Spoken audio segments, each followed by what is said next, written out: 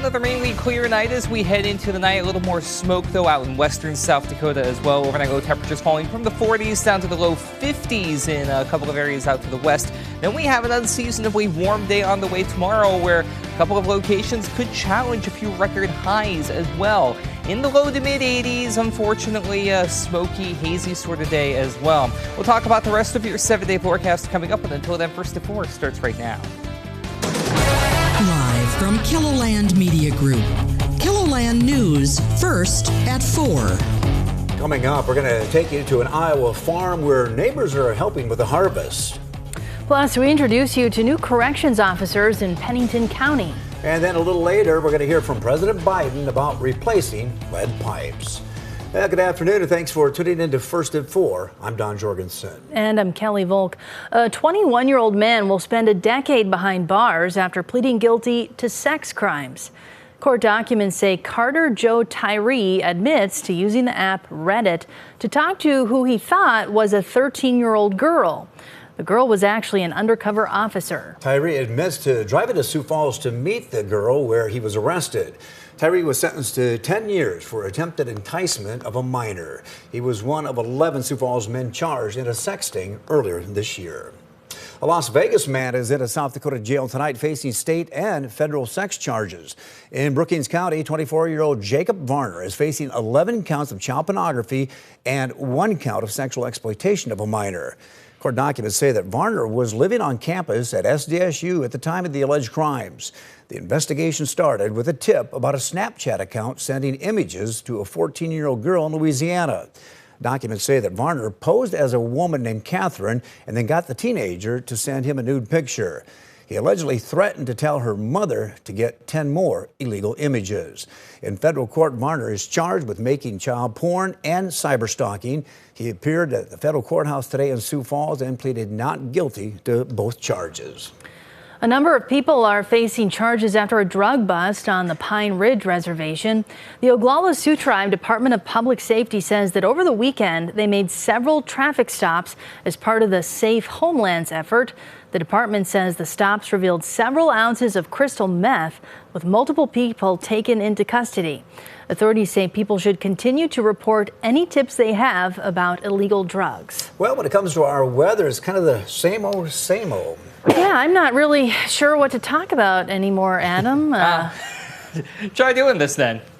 I mean, floor is yours. I'm starting to run out of things myself, but we do have a few things in all sincerity. Yeah, it's been pretty boring the last couple of weeks. It's been dry. It's been more often than not warm, with a couple of exceptions here or there. But we may finally have a break in the monotony. We'll talk about that in a moment, but for now, it's been a nice day to get outside. Another dry day. This is day 15 of no measurable rainfall in Sioux Falls. As we take a look at Falls Park, 80 south wind at 10 miles per hour. And we're also still dry up in Aberdeen as well. They've also hit day 15. Notice the color, though, coming into the trees at least. 77 with a light and variable breeze in place. But then we head out to Rapid City, and it's a little bit more on the hazy side out there at times. They've been dealing with some wildfire smoke, especially in western South Dakota. 82 with a south wind at 9 miles per hour. We're at 84 and Phillip, 83 from Winter to Valentine over to Pine Ridge, 84 as you go up toward Buffalo and Bison, 78 Huron, 76 for Brookings as well as Marshall. A visible satellite has a little bit of cloud cover over the hills, but that's really been just about it. Otherwise, another quiet day across much of the region.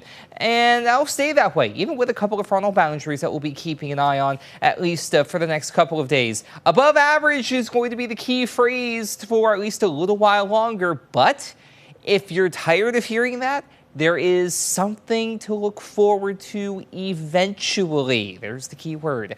Lows tonight dropping down into the 40s to near 50 with highs for your day tomorrow. Like I mentioned a little bit earlier, challenging records in a couple of areas. We'll have to watch the record books in several locations, including southeastern and northeastern KELOLAND, where we'll see low to mid 80s for both locations. Even out west, we could toe the line of 90. We'll go through the rest of your 7-day forecast, which features that little change in the air coming up as we head through the hour.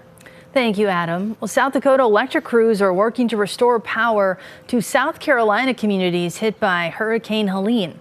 Both East River Electric Power Co-op of Madison and Sioux Valley Energy of Coleman are working together with Blue Ridge Energy Co-op, a South Carolina provider, to restore poles in remote areas hit by the storm. In total, 20 power linemen from 5 different companies in South Dakota are helping restore electricity in an area of northwest South Carolina. They're expected to stay in work for 2 weeks. A new crop of correctional officers are all set to begin their new careers with the Pennington County Sheriff's Office. This group just completed their 10-week-long course that involves both classroom work as well as field work to better prepare them for their first day on the job at the jail. This position is often looked at as the link between the departments as they work directly with those at the jail. We're going to hear from those in the program coming up later tonight on KELOLAND News at 6. One family in Sloan, Iowa was left wondering what to do after a farmer died just before harvest. Tyler Euchner with our sister station in Sioux City shows us how neighbors are stepping up to help. Early September, Terry Small passed away at the age of 73 just before harvest. Now several farmers have banded together to help the family in their time of need.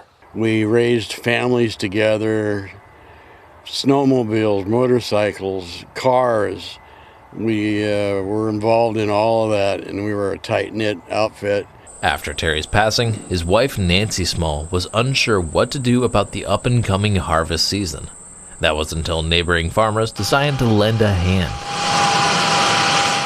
People started asking what was going on, what was going to happen, if Nancy needed some help, you know, the family.